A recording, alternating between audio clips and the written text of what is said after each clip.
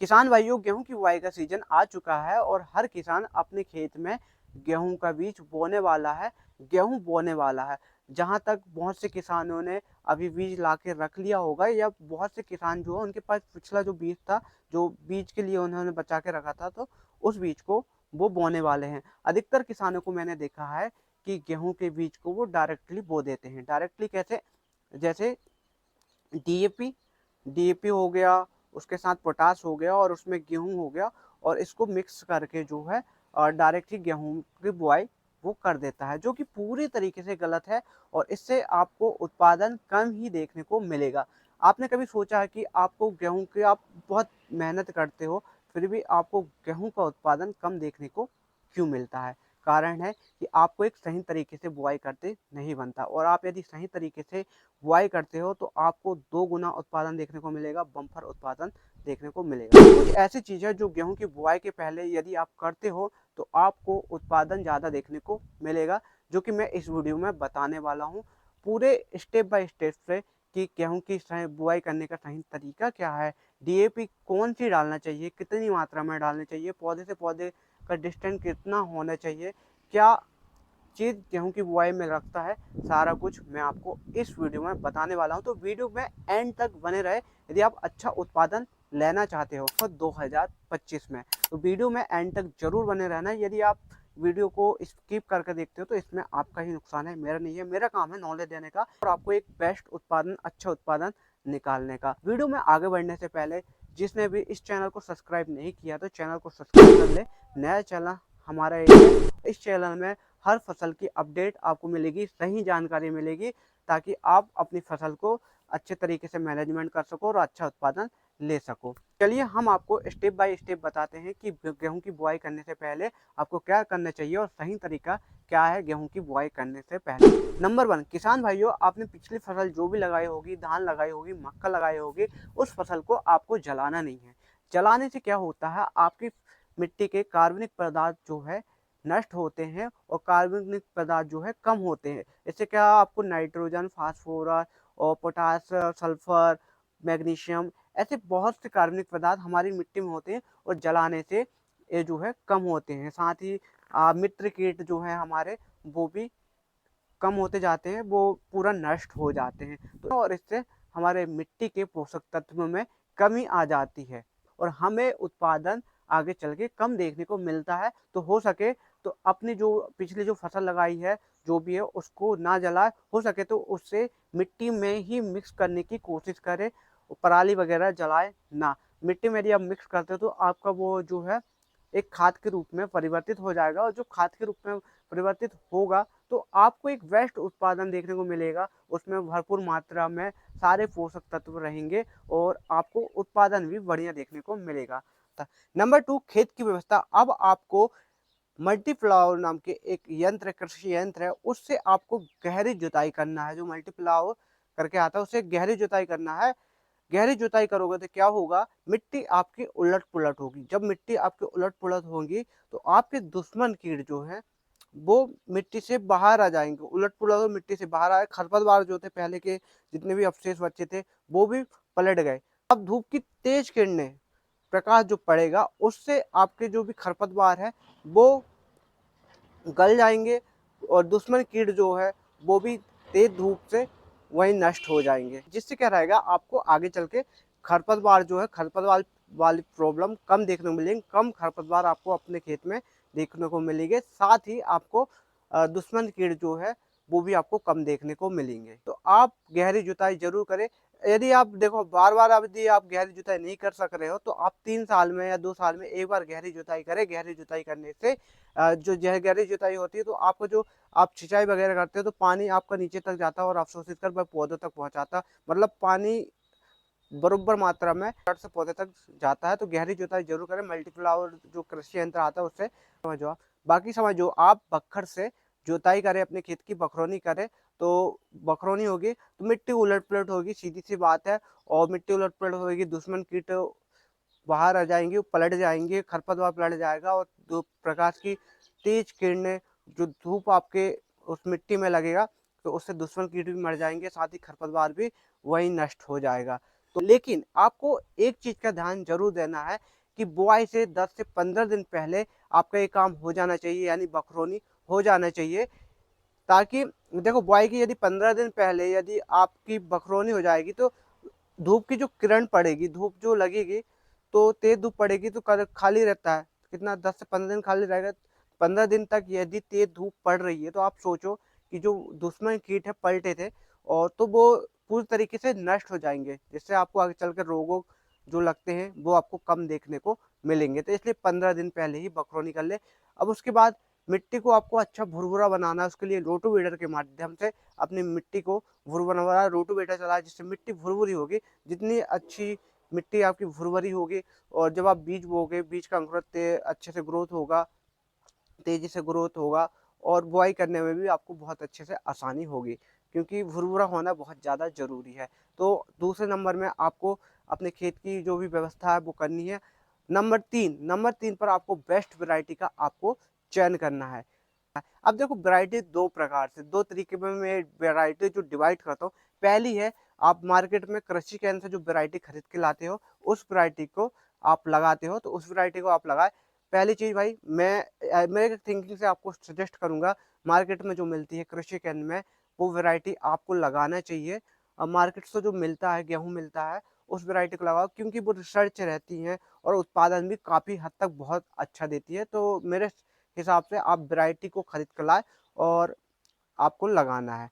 लेकिन अधिकतर किसान क्या रहते हैं, अगले सीजन में उन्होंने गेहूं लगाए थे या तो वैरायटी लगाए थे, और उस वैरायटी का बीज उन्होंने बीज के लिए रख दिया। अब उन्होंने बीज के लिए उस वैरायटी को रख लिया, अब वो अपने खेत में उसी बीज को बोएंगे। बो दिए, कोई दिक्कत नहीं है, बोइए, अच्छी बात है, बो सकते हैं। लेकिन नेक्स्ट सीजन में आपको जो आपने बोए हैं बीज के लिए, जो ग्रेडिंग वाले जो भी रही हो, उसको आपने बीज के लिए जो रखा था उसको आपने बो दिया। लेकिन नेक्स्ट सीजन आपको उसी वैरायटी को, मतलब फिर से आप बीज के लिए रखोगे उसको, जाहिर सी बात है, तो उसको आपको नेक्स्ट सीजन में उसी बीज के लिए जो रखे उसको नहीं बोना है।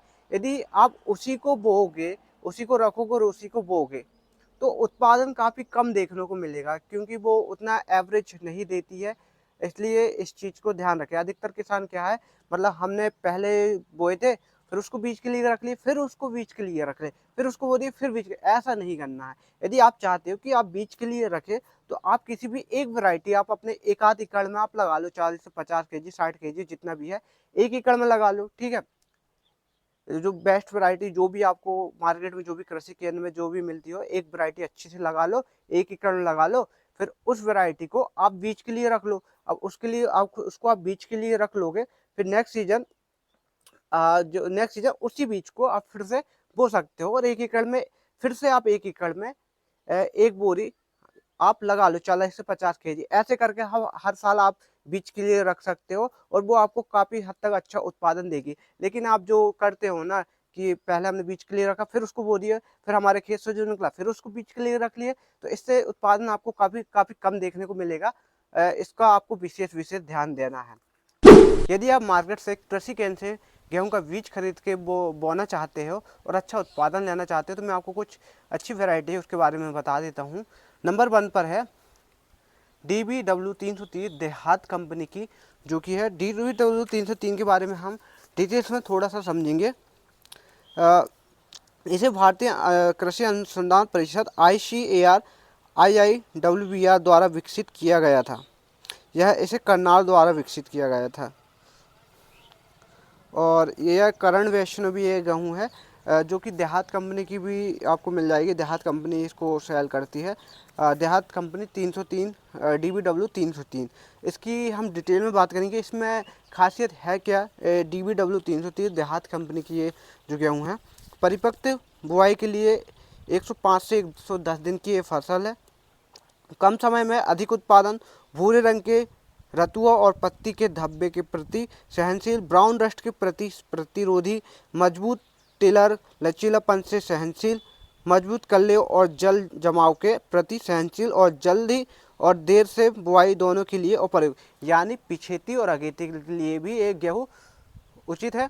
यानी पिछेती बोले तो जो पहले जिन्होंने बुआई करना चाहते थे, तो DBW 330 इस वैरायटी को बो सकते थे। और अभी जो नवंबर के बाद जो है, जो भी किसान बोएंगे जो थोड़े लेट हो गए हैं, जिसे अगेती हम बोलते हैं, तो उसके लिए भी आप DBW 303 वैरायटी को आप लगा सकते हो। तो ये दोनों के लिए है, अगेती, पीछेती और मध्येती, ये दो तीनों चीज़ों के लिए है, ठीक है। 50 से 60 या 65 kg प्रति हेक्टेयर उत्पादन ये देती है ना। बीज के लिए अगले सीजन के लिए भी आप इसे रख सकते हो, यानी इस वैरायटी को आपने बोआ, फिर अगले सीजन के लिए आप इसे बीज के लिए छना के और बीज के लिए आप रख सकते हो और फिर अगले सीजन से बो सकते हो, ठीक है। तो ये है देहात कंपनी की DBW 303 वैरायटी, जिसकी डिटेल्स मैंने आपको बताई है। उसके बाद श्रीराम 303, पूजा ओजस्वी और सी बहुत सारी वैरायटी हैं जिन्हें आप लगा सकते हो। जैसे श्री राम अच्छी होगी, DBW 303 होगी और पूजा ओजस्वी होगी। और उसके बाद एक और वैरायटी है, देहात कंपनी ने एक बिग ऑफर निकाला है जो कि मैं आपको बताऊंगा इस वीडियो में। देहात की रिसर्च वैरायटी को यदि आप लगाते हो तो आपको एक बम्पर गिफ्ट मिलने वाला है। क्या गिफ्ट मिलने वाला है मैं आपको बता देता हूँ। आज देखो, अभी के टाइम में बहुत से किसान भाइयों चाहते थे कि मक्के का रेट अच्छा रहता, तो हमारे घर में भाई कम से कम बैच के कम से कम ब्लोरो वगैरह लाते। लेकिन ये बात आपका सपना टूट चुका है, तो ब्लोरो वगैरह तो इस बार तो नहीं आएगी। लेकिन भाई आपको टेंशन लेने की ज़रूरत नहीं है, देहात कंपनी आपके लिए एक बिग ऑफर लेके आई है। क्या बिग ऑफर लेके आई है? आप देहात की यदि रिसर्च वैरायटी में से किसी एक वैरायटी को भी आप अपने खेत में लगाते हो, तो उसमें जो टोकन फंसता है, लक्की ड्रा फंसेगा यदि टोकन, तो आपको ब्लोरो, ट्रैक्टर या बुलेट आपको मिल सकती है, वो भी फ्री। यानी आपके इसमें भाई ब्लोरो, ट्रैक्टर या बुलेट आना पक्का है। कैसे आएगी मैं आपको बता देता हूँ। देहात की रिसर्च वैरायटी हैं, आप उनमें से किसी एक वैरायटी को लगा सकते हैं। जैसे कुबेर 86 हो गए, बहुत सारी वैरायटी हैं। आपको एक उससे बेस्ट वैरायटी बताता हूँ, रिसर्च वैरायटी पूर्णिमा ये वैरायटी है। यह वैरायटी बहुत अच्छी है। इसकी ऊंचाई 3 फीट है, 3 फीट तक जाती है। कल्लों का फुटाव भी अच्छा होता है, बीमारियों कम लगती है। इस वैरायटी में 40 केजी प्रति इसका बीज लगता है। पानी सिंचाई के लिए 4 पानी इसमें लगते हैं। बालियाँ लंबी इसकी अच्छी बड़ी हैं। बालियाँ में 55 से 60 दाने आते हैं, यानी जो बाली है 55 से 60 दाने आते हैं। इसके 1000 दानों का वजन 60 से 65 ग्राम होता है। चमक भी अच्छी है। गेहूं की खाने की वैरायटी भी है और इसे 2 साल तक आप बीज के लिए रख सकते हैं। यानी बीज जो भी आप बोओगे और बीज के लिए आप 2 साल तक भी इसे रख सकते हो। अगेती पिछेती दोनों में उपयुक्त है। दोनों सीजन में आप यहाँ लगा, तो पिछेती में भी लगा सकते हो, अगेती में भी आप लगा सकते हो। नवंबर सीजन में, यदि नवंबर के लास्ट थोड़े से बाद के लिए। तो ये वैरायटी पूर्णिमा जो है रिसर्च वैरायटी है, काफ़ी अच्छा उत्पादन इसमें मिलता है। और इसमें आपको भाई लकी ड्रॉ कैसे फंसेगा, कैसे ब्लोरो मिलेगी, मैं आपको बताऊंगा। आप इनमें से किसी एक वैरायटी को लेते हो, रिसर्च वैरायटी की देहात की, तो इसमें इसके अंदर एक टोकन आएगा। टोकन को आपको निकालना है। आप इसको 2 तरीके से इसमें आपको फॉर्म भर सकते हैं। पहले QR के माध्यम से, QR में आप स्कैन करोगे तो एक फॉर्म खुलेगा, उस फॉर्म को सबमिट कर दो, नाम वगैरह जो भी लिख के। जैसे सीजन ख़त्म होता है फिर लकी ड्रा निकलेगा देहात कंपनी की तरफ से। तो उस लकी ड्रा में यदि आपका टोकन फंसता है तो आपको मिल सकती है ब्लोरो, ट्रैक्टर या फिर बुलेट, और बहुत सारे ऑफर भी आपको मिल सकते हैं। ज़रूरी नहीं है कि यही है। यदि लकी ड्रा में यदि आपका टोकन फंसता है तो मेरे ख्याल से तो आप ज़्यादा नहीं, यदि आप ज़्यादा नहीं ले सकते, एक तो आप पूर्णिमा को ज़रूर लगाएं और अपना टोकन फंसा के देखिए। टोकन फंसता है तो आपको भाई फ्री में आपके इसमें ब्लोरो आने के पूरे चांस रहेंगे। और काफ़ी हद तक इसका अच्छे उत्पादन है क्योंकि ये रिसर्च वैरायटी है।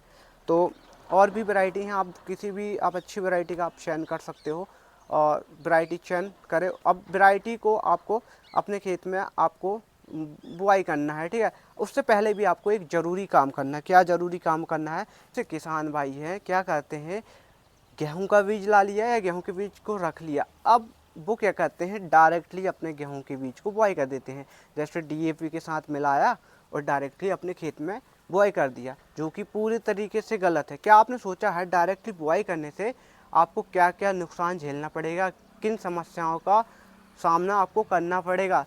पहली चीज़, आप यदि डायरेक्टली बुआई कर देते हो तो आपको करनाल वंट हो गया, रस्ट रोग हो गया, जड़ गलन रोग हो गया, दीमक की प्रॉब्लम हो गई, और भी जो भी कीट हैं वो आपको यहाँ देखने को मिलेंगे। तो ये जो क्या करते हैं ना, ये जो रोग लगते हैं जैसे करनाल वंट हो गया, रस्ट रोग हो गया, ये आपके बीज के अंकुरों को ना ख़राब कर देते हैं। अंकुर आपके, जब आपका अंकुर ख़राब करेगा तो जाहिर सी बात है आपके जो जड़ है, पौधे, जड़ अच्छी नहीं बनेगी, पौधे अच्छे से नहीं आएगा, ग्रोथिंग अच्छे से नहीं होगा। तो अधिकतर किसान पैसे बचाने के चक्कर में अपने गेहूं के बीज को बीज उपचार नहीं करते हैं, जो कि सबसे बड़ी गलती है किसानों की। तो अपने गेहूं के बीज को बीज उपचार भाई ज़रूर करो।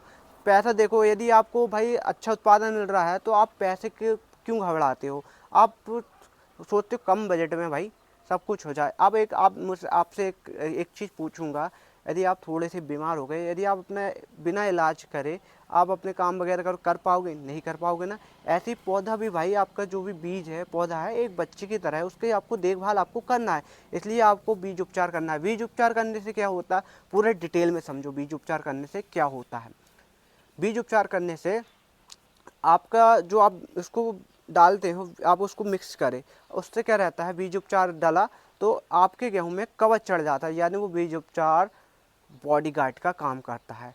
बॉडी यानी कोई भी कीट रोगों से वो आपको बीजों को सुरक्षा प्रदान करता है। इसमें यह बीज उपचार जो है करनाल वंट, रस्ट रोग, पत्ती झुलजा रोग और दीमक और क्या कहते हैं रतुआ रोग, ऐसी जो बीमारी है इनसे बचाता है और अंकुर आपका ख़राब नहीं होने देता है। इसलिए बीज उपचार हर किसान को करना चाहिए। ज़्यादा पैसा नहीं लगता, तो कम की ही आती है बीज उपचार की। बीज उपचार की बात करें, बीज उपचार के लिए आप क्या क्या कौन सी बीज उपचार के लिए कौन सी दवाई अच्छी है, तो बीज उपचार की बहुत सी दवाई रहती है, फार्मूले बस आपको पता रहना चाहिए। कृषि केंद्र में जाइए, आपको बीज उपचार के लिए आप वो दे देंगे। अभी मैं आपको बताता हूँ बीज उपचार के लिए आपको क्या लेना चाहिए। डेविड, जिसमें डायफेनोकोनाजोल 3% डीएच होता है। ये बीज उपचार है, 80 ग्राम का ये होता है। ये कम से कम 40 से 50 केजी में ये जाता है। 80 ग्राम का जो है डेविडेंट डायफेनोकोनाजोल, ये क्या करता है, रस्ट रोग, करनाल वंट और पत्ती झुलजा रोग जो है, इन रोगों से आपको बचाव करता है। तो इसको आपको क्या करना है, 40 केजी 50 केजी गेहूं में इसमें ऊपर से डालना, अच्छे से मिक्स करना है। मिक्स हो गया, कवच चढ़ गया आपके गेहूं के बीच में। साथ ही आपको इसमें एक और चीज़ डालनी है, plus tebuconazole 2% DS. Tebuconazole 2% DS actual में होता क्या है, इसके बारे में जानेंगे। टेबुकोनाजोल 2%, जो कि कात्यायनी नीम के नाम से भी आता है, और ये फार्मूला है टेबुकोना 2%। ठीक है, तो ये दीमक आपके खेत में नहीं लगने देगा। दूसरी चीज़, ये आपके बीज को तेज़ी से अंकुरित करता है। तीसरी चीज़, जड़ गलन, रतुआ रोग, कड़ुआ रोग, ये रोग को होने नहीं देता है। तो इसको भी मिक्स करें। मिक्स करने के आप अच्छे से मिक्स कर ले, और फिर आप सीडल के माध्यम से इसकी बुआई कर सकते हो। अब बात करते हैं एक और चीज़, यदि आप चाहते हो कि आपकी सफ़ेद जड़ अच्छी बने, कल्ले अच्छे बने, तो उसके लिए आप बुआई के टाइम भी एंडो माइकोराजा 98% स्टार्टर के नाम से ये आता है, इसको आप गेहूं के इसमें आप डाल सकते हो। बुआई के समय आपको इसमें देना है। तो ये क्या काम करेगा मैं आपको बताऊंगा। पहले डोज की बात करते हैं, तो ये 4 केजी आपको बुआई के टाइम लगेगा 1 एकड़ के लिए समथिंग। इसको हम डालते हैं उसमें और मिक्स कर देते हैं। तो ये क्या काम करता है, एंडो माइकोराजा, मैं आपको बताता हूँ। ये आपके पौधे के जो जड़ें हैं मजबूत करता है, रोगों से भी बचाता है। जो आपके इसमें आप सिंचाई करते हैं उस पानी को अवशोषित कर पौधे की जड़ें तक और पौधे तक ये पहुंचाता है और सफ़ेद जड़ बनाता है। अब सफ़ेद, एक चीज़ समझो, आपकी जो पानी वगैरह आप जो देते हैं, सफ़ेद जड़ बनती है। सफ़ेद जड़ जितनी अच्छी आपकी बनेगी, कल्ले उतने अच्छे आपके बनेंगे। तो एक सफ़ेद जड़ बनाता है और कल्ले अच्छे बनाता है। कल्ले अच्छे बनेगा, जाहिर सी बात है आपकी गेहूँ अच्छा है, यानी आपको शुरुआती अवस्था से ये रिजल्ट देना चालू कर देता है। तो मैं आपको कहूँगा एंडो माइकोराजा 98%, इसको आप बुआई के टाइम अपने इसमें डाल कर देखें। यदि आप ज़्यादा नहीं डाल सकते हो, आपके इसमें बजट नहीं है, सस्ता ही है, यदि बजट नहीं है तो करीबन आप 1 एकड़ में तो ट्राई करके देखो, 1 से 2 एकड़ में ट्राई करके देखो, रिजल्ट देखो, अच्छा लगेगा तो नेक्स्ट सीजन फिर से आप लगा के देखना। तो एंडोमाइक्रोराइज़ा 98% को भी आप डालकर ज़रूर देखें। इन सबको आपको मिक्स करना है और सीडल के माध्यम से आपको बुआई कर देना है। लेकिन अब आपको एक और चीज़ इसमें ध्यान देनी है। क्या ध्यान देनी है? पंक्ति से पंक्ति की दूरी, पौधे से पौधे का डिस्टेंस। अधिकतर किसान ये चीज़ नहीं देखते और बुआई कर देते हैं। तो सबसे पहले पंक्ति से पंक्ति की दूरी होनी चाहिए 20 से समथिंग 25, पौधे से पौधे की दूरी 8 से 10 इंच समथिंग, हाँ ये भी इतना ही। तो इस डिस्टेंस पर आपको सीडल में आप फिट कर ले और उससे बुआई करनी, ताकि प्रकाश जो है, प्रकाश की किरणें सही पड़े। दूसरी चीज़, पानी अच्छे से जाए बराबर मात्रा में फैले और आपकी सफ़ेद जड़ तरीके से फैल सके। इसलिए आपको ये मेंटेन करके आपको चलना है। अब इसके बाद करते हैं सबसे इम्पोर्टेंट और मेन काम कि भाई खाद प्रबंधन और सिंचाई। सब खाद प्रबंधन आपको देखो मार्केट में बहुत सारी डीपी मिल जाएंगी, एनपीके मिल जाएंगे, लेकिन बेस्ट क्या होता है? सबसे पहले नंबर 1 में बात करूंगा मैं 12-32-16 एनपीके 12-32-16। इसमें 12% नाइट्रोजन है, 32% फास्फोरस है और 16% पोटाश है। और एक पौधों को शुरुआती अवस्था में ग्रोथ के लिए किन चीज़ों की आवश्यकता होती है, इस चीज़ को आप किसान भाइयों आपको समझना है। नाइट्रोजन, फास्फोरस और पोटाश, जो कि इस एनपीके में पर्याप्त मात्रा में उपलब्ध है। आप अपने यहाँ पहले ये मिल रही है आपको तो ज़रूर से ज़रूर ले, यदि नहीं मिल रही तो उसके बाद आप नेक्स्ट ऑप्शन में आप जाए। तो एक क्या काम करता है नाइट्रोजन, फास्फोरस और पोटाश, इसके बारे में मैं आपको बता देता हूँ। नाइट्रोजन आपके पौधे को ग्रोथिंग करने में मदद करता है, यानी नाइट्रोजन मिलेगा आपको पौधे तेज़ी से ग्रोथिंग करता है। फास्फोरस आप शुरुआती अवस्था से लास्ट तक की अवस्था तक आपके पौधे की जड़ों को मजबूत बना के रखता है फास्फोरस। और पोटाश में आपके जो रोग प्रतिरोधक जो क्षमता है, जो भी रोग हैं उससे बचाव करता है, आपके दानों में भराव करता है। तो एक पौधे को ग्रोथिंग के लिए या फिर पौधों के लिए शुरुआती अवस्था में इन तीनों चीज़ की आवश्यकता होती है। अब यदि आप डीएपी नहीं मिल रही है, तो एनपीके नहीं मिल रही है, तो आप सेकंड ऑप्शन में 1840 डीएपी 1846 आप इस डीएपी को भी डाल सकते हैं, जो कि अच्छी खाद है। 1840 क्या होता है? 18% नाइट्रोजन, 40% फास्फोरस होता है और उसके बाद नहीं होता। उसके बाद आपको पोटाश की मात्रा आपको देनी है। पोटाश दो तो आप थोड़ा बहुत तो आप भाई पोटाश दो शुरुआती अवस्था में। मैं आपको कहूँगा पोटाश की मात्रा थोड़ी तो देनी ही चाहिए, ताकि उसमें पोटाश की भी जो कमी है वो पूरी हो। ठीक, शुरुआती अब आपको और भी मिल जाएगी, 20-20-13 मिल जाएगी और 5-15-0-10 भी मिल जाएगी। लेकिन आपको ये जो 2 खाद मिल रही है तो आप इसे ज़रूर यूज करें। बहुत से किसान टीएसपी के बारे में नहीं जानते। टीएसपी है ट्रिपल सुपर फास्फेट। इसमें ये जो टीएसपी भी बहुत अच्छी होती है। इसमें फास्फोरस रहता है, करीबन शायद 40% फास्फोरस रहता है और इसमें नाइट्रोजन नहीं रहता है और कैल्शियम रहता है और कैल्शियम वगैरह रहता है। तो इसमें आपको एक बात किसान भाई याद रखना है, बुआई कर रहे हो तो टीएसपी में आपको नाइट्रोजन की मात्रा देनी है, यानी आपको नाइट्रोजन की मात्रा देनी है, क्या कहते हैं 10 से 15 किलो है, जो भी आप अपने हिसाब से आप मेंटेन करके दे सकते हो। नाइट्रोजन आपको ज़रूर देना है इसमें। कई लोग टीएसपी ले आते हैं और पता नहीं होता। देखो इन चीज़ को आपको हर किसान भाइयों को इस चीज़ के बारे में पता होना चाहिए भाई क्या चीज़ में क्या होता है।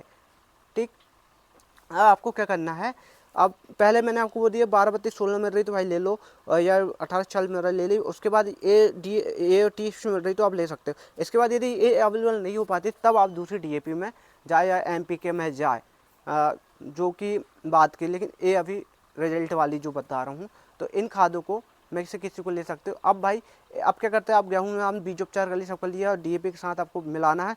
मिला के आपको सीडल के माध्यम से बुआई कर लेनी। अब एक चीज़ और आपको करना है, बहुत से किसान भाइयों, मैं भी एक बार फील्ड विजिट में निकला था, बहुत से किसान भाइयों को मैंने देखा, कई लोगों से मैंने सुना था, उन्होंने क्या करे जिंक को डीएपी के साथ मिला के डाल दिए, जो कि बहुत सबसे ज़्यादा गलत है भाई।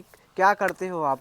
देखो, डीएपी को जिंक के साथ मिला के नहीं डालना है, आपको मैं अच्छे से बता देता हूँ। यदि आप डीएपी को डीएपी और जिंक को मिला के डालते हो तो उसमें जो उसका जो परसेंटेज है 0 निकल के आता है, 0% निकल के आता है और रिएक्शन करता है। और आपके इसमें कोई आपको इसमें भाई मतलब फैल हो जाता है, जिसमें वो आपके पौधे पे कोई भाई असर नहीं पड़ता। इसलिए हर किसान को ध्यान देना कि यदि डीएपी के साथ जिंक को मिलाकर नहीं डालना है, नहीं डालना है, नहीं डालना है, तो इस चीज़ को आपको ध्यान देना। तो किसान भाइयों, एक छोटी सी टिप्स थी आपके लिए कि बुआई के पहले आपको क्या करना चाहिए और क्या नहीं करना चाहिए।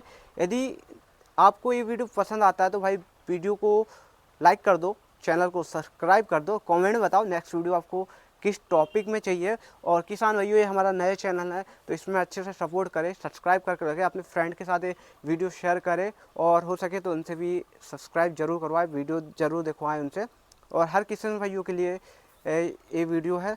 और किसान भाइयों देखो, ये चैनल मैंने आप लोगों के लिए बनाया है, इसमें हर फसल के बारे में मैं आने वाले टाइम में अपडेट दूंगा, सही जानकारी दूंगा, ताकि किसान को एक सही रिजल्ट, सही उत्पादन मिले और हर किसान को सही जानकारी मिले। इस चैनल को भाई सब्सक्राइब करके रख लो और हमारे इंस्टाग्राम अकाउंट को फॉलो ज़रूर कर लो। और लव यू ऑल किसान भाइयों, और ऐसी वीडियो मैं आपके लिए हर टाइम में आपके लिए लाता रहूँगा।